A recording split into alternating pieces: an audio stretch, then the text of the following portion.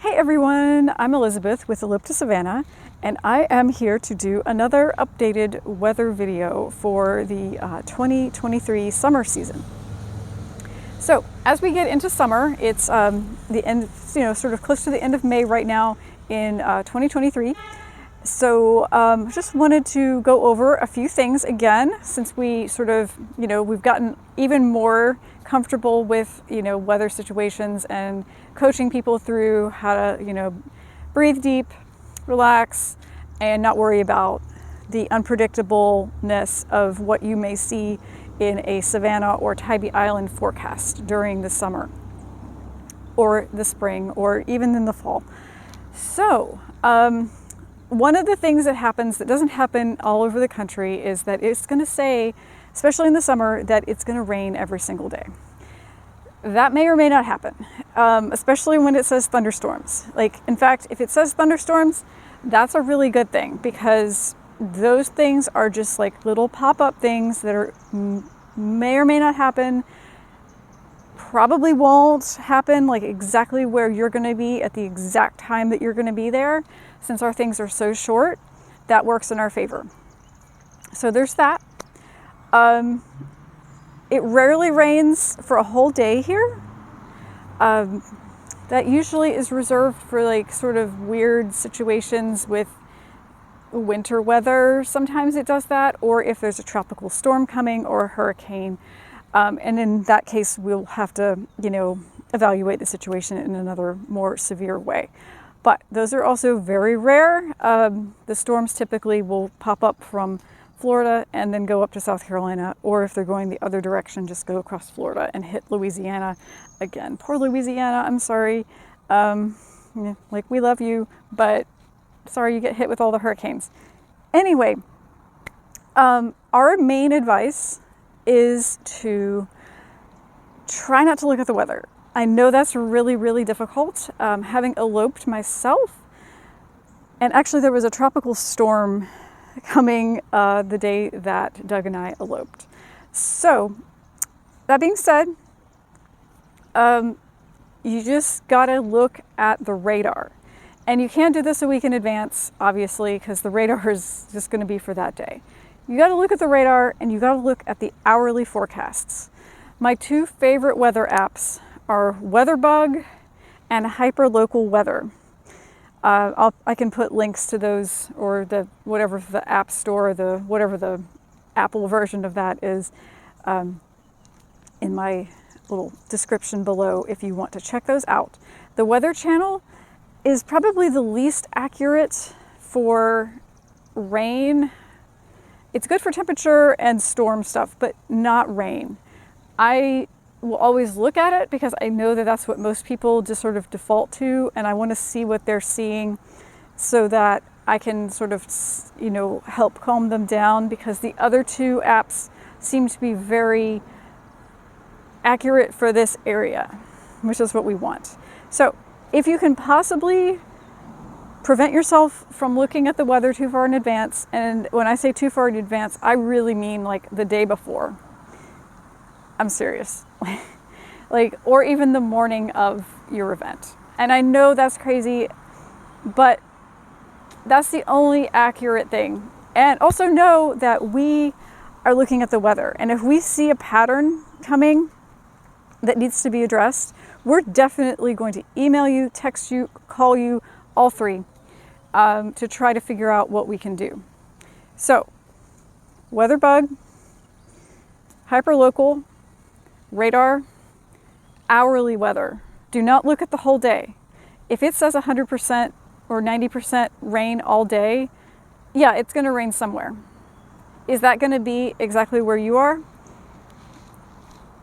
Probably not. It's for a big area, so I wouldn't look at that. If it's anything below 50%, I personally am not even going to think about it. I know that in some places, that aren't here, 30, 40% chance, it's, that's a concern. But here, it just isn't. So I don't really do that. Yeah, sorry, just making sure that that was actually still recording, and it is. Perfect. So again, we're going to go over this WeatherBug, hyperlocal, radar, hourly forecasts, not whole day, and try to do it as close to the event as possible. If you're looking at a week in advance, it's not even going to be right. And tomorrow we have like 2 or 3 weddings scheduled. I'm not looking at the weather right now. I mean, I have, but I'm not taking it seriously until tomorrow morning. Then, so what if it does rain? What if it is actually legitimately going to rain? Depending on how hard it rains, or if it's going to be for, like a legitimately long period of time, and how flexible and cool you are with being in the elements, we can do stuff when it's raining just a little bit. We can still go. We can go full steam ahead, do that. If it's going to be a torrential downpour, we can reschedule you to a different time during the day. We can move you, if you're able, depending on your schedule, we can move you to the day before, if we know that in advance, or the day after. Another thing that we've done is run out in the rain, do your ceremony in this super romantic, rainy thing with, clear umbrellas, whatnot. And then I can, if my schedule allows, meet you the next day for the rest of your pictures. We've done that. If there's a super washout, there's always, backups of, your hotel lobby, or if you're staying in a B&B, but those are like really, really last resort. We hardly ever, I can really only think of about 5 total washouts, and I've done almost 3,500 weddings in the last, 12, 13 years.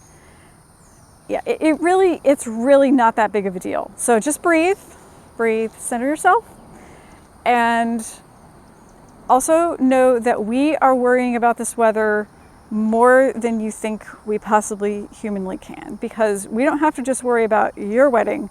We have to worry about every single other wedding and every other wedding we have, like for, days, months. So we're just constantly looking at the weather. I have 3 weather apps that I use. Like I said, actually I have 4, but the other one doesn't really, I don't know.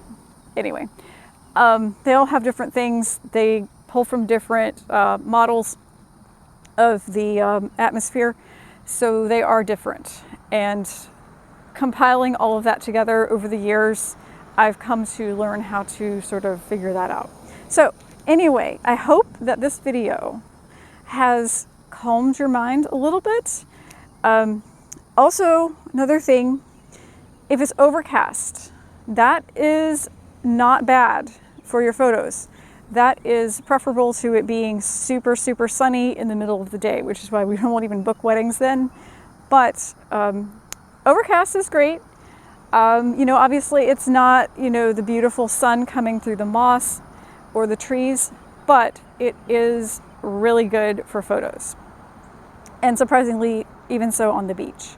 A little storm cloud doesn't hurt anything either, unless you're terrified of lightning, which, again, you just never know. So, I know I've thrown a lot of crazy stuff out there. Hopefully, like I said, hopefully this will calm your nerves.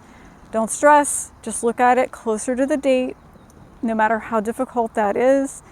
And we got your back, and we're gonna make everything as cool as we possibly can.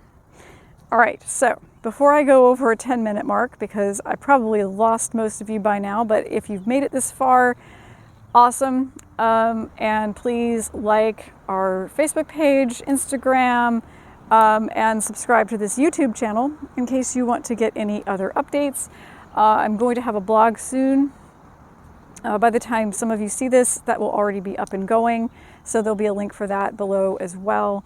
And a lot of my videos will pop up in the blog, because I'm hoping to plan to, put in a lot of information kind of firsthand, so that, we've got feels like, well, at least for you, you feel like you know me a little bit better. But anyway, all right, coming up on 10. So let me stop, and y'all be safe. Don't worry about the weather, because we're worrying about the weather. We're going to take care of you. All right, bye.